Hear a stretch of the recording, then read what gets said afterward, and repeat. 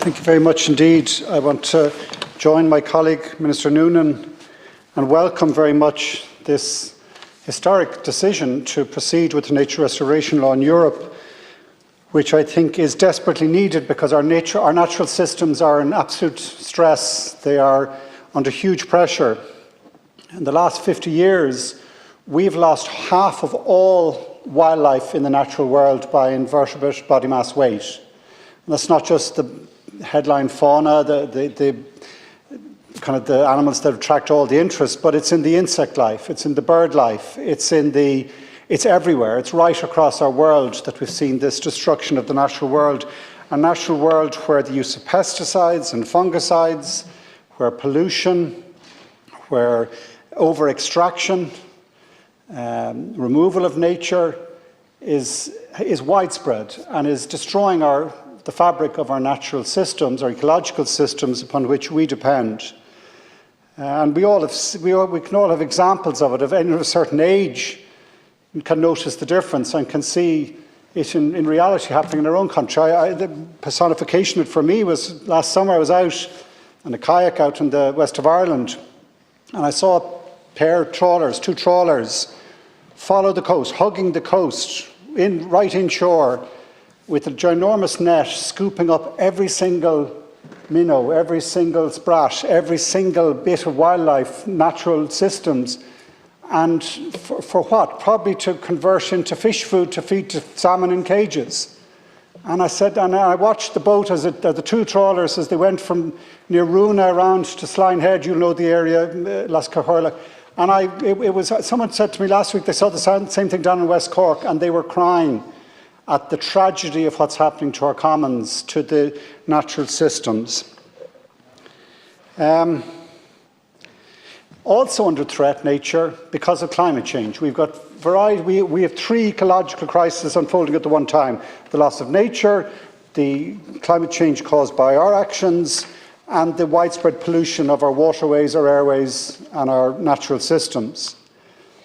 The first point I would like to make is that in addressing climate change, we can also address the degradation of our natural world at the same time. And I believe specifically under this government, we have a real opportunity, because the mechanisms we're doing to address that, probably one of the most critical is the land use review, which we're engaged in, can feed in and support and complement and enhance the nature restoration law we now need to implement over the next 2 years, I think, isn't it, Minister Noonan? Correct. And the timelines are roughly similar. And that review of our land is not, going back to what Minister Noonan says, it's not telling an individual farmer or an individual forester, this is what you have to do or else. It's trying to get an assessment of what's happening and trying to make sure we align our incentives with both rural development, farming future, but also protection of the natural world and system. And the scale of change is not small. We know we made a huge change in this country in going from only 2% forestry cover back at the start of the foundation of the state to some 11% today.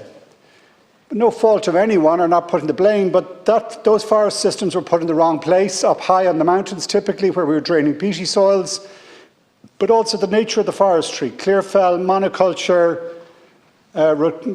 fast rotation cycles, is not enhancing nature, is not improving water quality, is not protecting and encouraging biodiversity. So that needs to change, and that's what Minister Pippa Hackett has started and initiated under the new forestry programme, which does start to put nature centre stage. And similarly in farming, and to echo what Minister Noonan has said, I see nothing but opportunity for this in the Irish farming community, because the current system does not serve, in my mind, the vast majority of farmers in terms of income, in terms of certainty for the future. I was really encouraged this morning reading the newspapers, and you see these signs every day of green shoots in our country.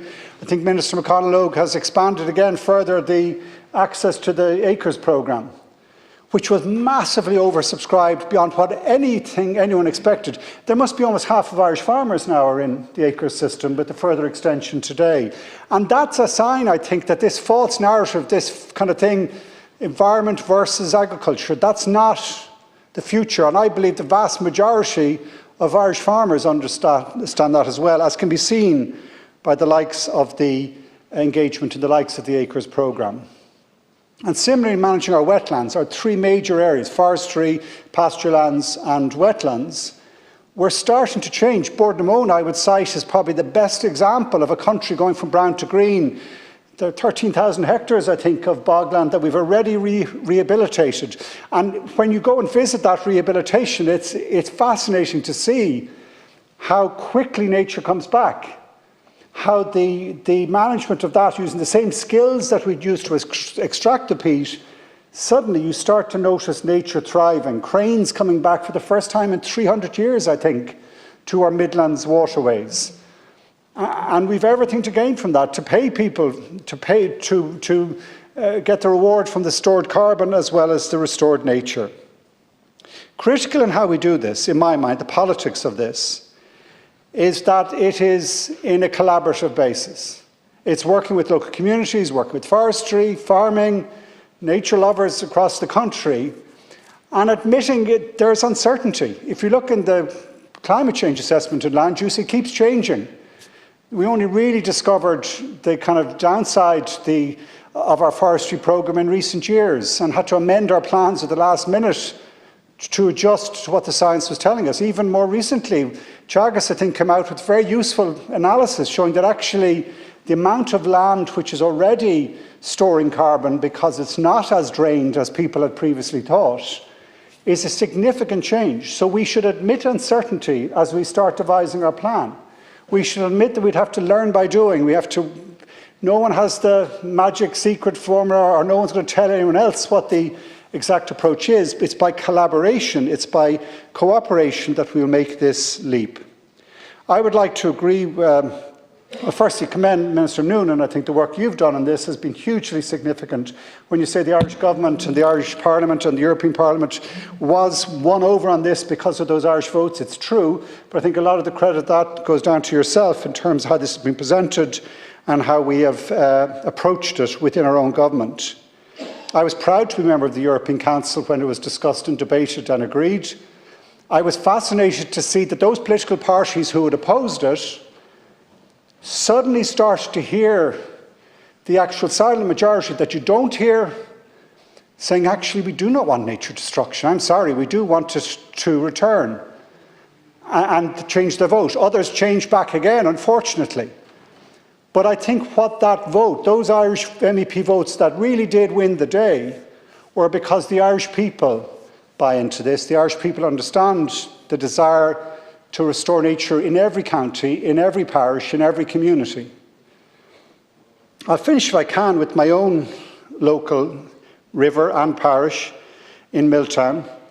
And I'm old enough to have remembered that river, the Dodder, my local river, being utterly polluted. It was not known as Milltown for no reason. It was an industrial river where we did a lot of our manufacturing, our processing of